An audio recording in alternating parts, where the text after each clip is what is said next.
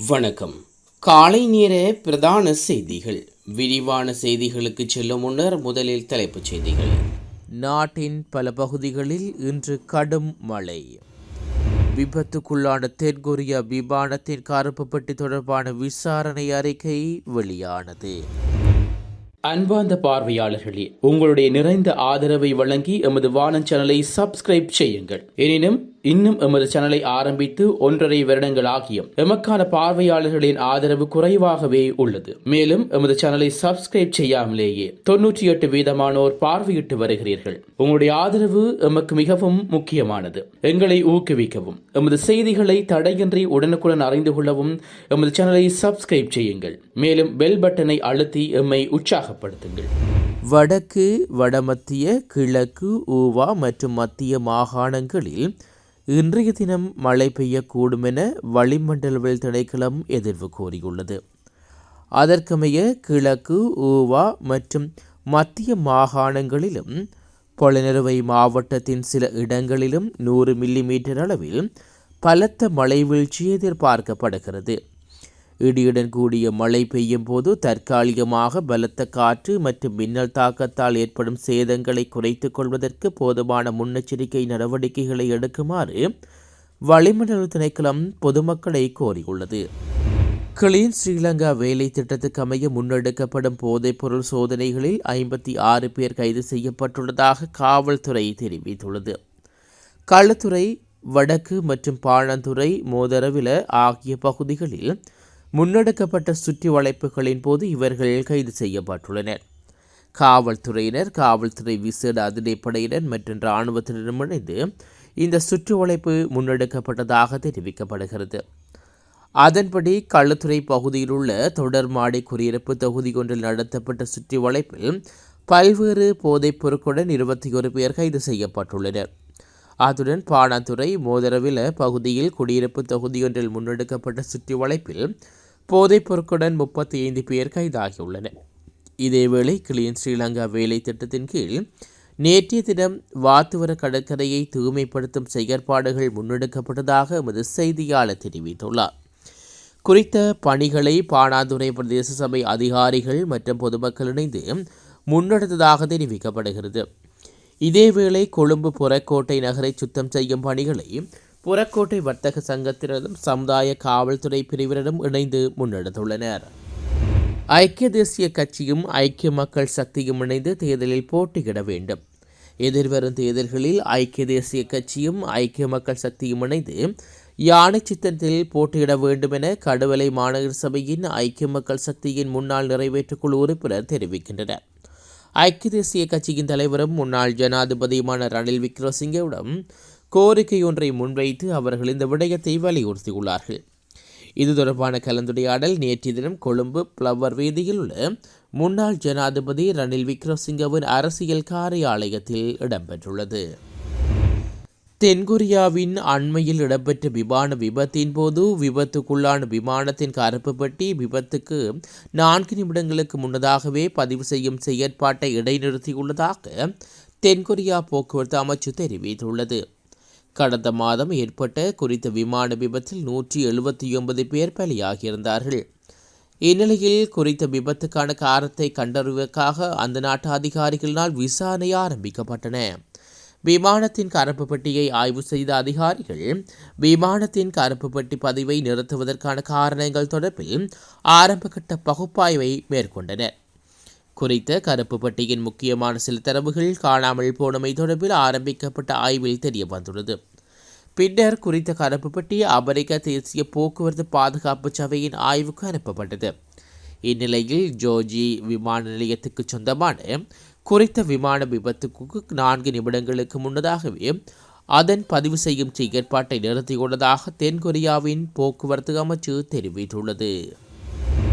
போலி ஜெர்மனி விசாவை பயன்படுத்தி ஜெர்மனிக்கு செல்ல முற்பட்ட ஒருவர் கட்டநாயக்க விமான நிலையத்தில் வைத்து கைது செய்யப்பட்டுள்ளார். விமான நிலைய குடிவரவு மற்றும் குடியகழ்வு திணைக்களத்தின் எல்லை நிர்ணய கண்காணிப்பு பிரிவின் அதிகாரிகளால் அவள் கைது செய்யப்பட்டுள்ளார். கைதானவர் யாழ்ப்பாணம் இளவாலை பகுதியைச் சேர்ந்த 35 வயதுடையர் என்று தெரிய வந்துள்ளது. சந்தேக நபர் புதுடில்லி சென்று பின்னர் அங்கிருந்து மற்றொரு விமானத்தில் ஜெர்மனி நோக்கி புறப்பட முற்பட்ட சந்தர்ப்பத்திலேயே அவர் கைது செய்யப்பட்டுள்ளார். அவர் வழங்கிய ஆவணங்களின் அடிப்படையில் முன்வைக்கப்பட்ட தொழில்நுட்ப சோதனையில் ஜெர்மனி நாட்டுக்கான விசா போலியானது என்று தெரிய வந்துள்ளது. ஹோப் எனப்படும் அரசாங்க பொறுப்பு முயற்சிகள் பற்றிய குழுவை புறக்கணிப்பதற்கு எதிர்க்கட்சி தீர்மானித்துள்ளதாக ஐக்கிய மக்கள் சக்தியின் நாடாளுமன்ற உறுப்பினர் அஜித் பி பெரேரா தெரிவித்துள்ளார். எமது செய்தி சேவைக்கு கருத்து வெளியிட்டுள்ள அவர், நாடாளுமன்ற குழுவுக்கு உறுப்பினர்களை நியமிப்பதில் பாரம்பரிய நடைமுறைகள் மீறப்பட்டுள்ளதால் இந்த தீர்மானம் எடுக்கப்பட்டுள்ளதாக குறிப்பிட்டுள்ளார். ஹோப் குழுவின் தலைவர் பதவிக்கு ஏகமனதாக நியமிக்கப்பட்டதாக கூறப்படும் அது ஆளுங்கட்சி நாடாளுமன்ற உறுப்பினர்களின் பங்கேற்புடன் மாத்திரமே இடம்பெற்றதாக அவர் தெரிவித்துள்ளார். தற்போதைய சூழ்நிலையில் ஏனைய நாடாளுமன்ற தெரிவு குழுக்களில் பங்கேற்றிருப்பது தொடர்பிலும் ஐக்கிய மக்கள் சக்தி அவதானம் செலுத்தியுள்ளதாக ஐக்கிய மக்கள் சக்தியின் நாடாளுமன்ற உறுப்பினர் அஜித் பி பெரேரா தெரிவித்துள்ளார். இலங்கை ஜனாதிபதி அன்றகுமார திசாநாயக்காவின் முதல் சீன பயணம் இருதரப்பு உறவுகளுக்கு மிகவும் முக்கியத்துவம் வாய்ந்தது என சீனாவின் வெளிவிகார அமைச்சு தெரிவித்துள்ளது. சீனாவின் செய்தியாளர் சந்திப்பொன்றில் சீனா வெளிவிகார அமைச்சின் பேச்சாளர் ஹிவா சுங்ஜிங் இதனை குறிப்பிட்டுள்ளார். சீனா ஜனாதிபதி ஜி பில்லிங்கின் அழைப்பின் பேரில் எதிர்வரும் 14ஆம் தேதி சீனாவுக்கு விஜயம் மேற்கொள்ளும் இலங்கை ஜனாதிபதி அன்றகுமார திசாநாயக்க சீன ஜனாதிபதி ஷி ஜின்பிங்குடன் கலந்துரையாடுவார் என்றும் தெரிவிக்கப்படுகிறது. அத்துடன் பிரதமர் லீ கியாங் மற்றும் சீன தேசிய மக்கள் காங்கிரசின் லவோ ஜோலி ஆகியோரையும் ஜனாதிபதி அன்றகுமார திசாநாயக்க சந்திப்பார் என சீன வெளிவிகார அமைச்சின் பேச்சாளர் ஹிவா சுங்ஜிங் குறிப்பிட்டுள்ளார். நாடளாவிய ரீதியில் பெண் குடும்ப நல சுகாதார சேவை உத்தியோகத்தர்களுக்கு பற்றாக்குறை நிலவுவதாக சுகாதார சேவைகள் சங்கம் தெரிவித்துள்ளது. அந்த துறையில் தற்போது 3000க்கும் மேற்பட்ட வெற்றிடங்கள் காணப்படுவதாக அதன் தலைவர் தேவிக கொடித்துவக்கு தெரிவித்துள்ளார். குடும்ப நல உத்தியோகத்தர்களின் பற்றாக்குறை காரணமாக தற்போது சேவையில் உள்ள குடும்ப நல உத்தியோகத்தர்கள் பல சுகாதார பிரிவுகளில் பதில் கடமைகளில் ஈடுபட்டு வருவதாக அவர் குறிப்பிட்டுள்ளார். குறிப்பாக சுகாதார வைத்திய அதிகாரி பிரிவுகளின் குடும்ப நல அதிகாரிகளின் சேவையும் பாரிய பங்கு வகிக்கின்றது. அது ஏனைய அதிகாரிகளின் கடமைகளைப் போலல்ல. ஆகையால் தற்போது நிலவும் குடும்ப நல உத்தியோகத்தர்களின் பற்றாக்குறை உடனடியாக நிரப்பப்பட வேண்டும்.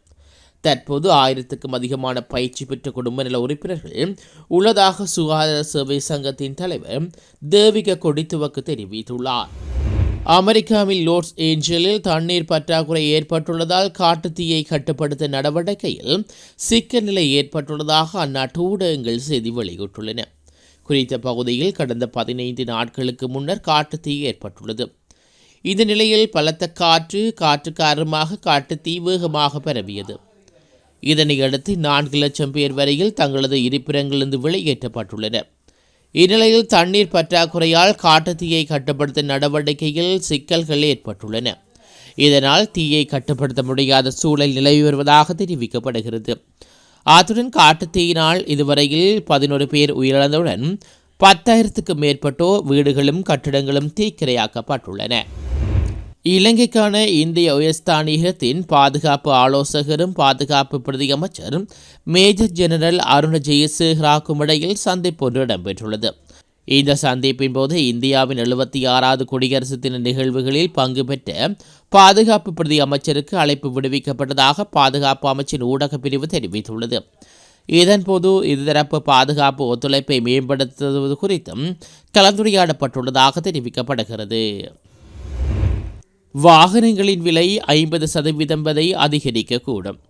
இறக்குமதி செய்யப்படும் வாகனங்களின் விலை எதிர்காலத்தில் 50% வரை அதிகரிக்கக்கூடும் என இலங்கை வாகன இறக்குமதியாளர்கள் சங்கத்தின் தலைவர் இண்டிக சம்பத் மெரரஞ்சிகே சுட்டிக்காட்டியுள்ளார்.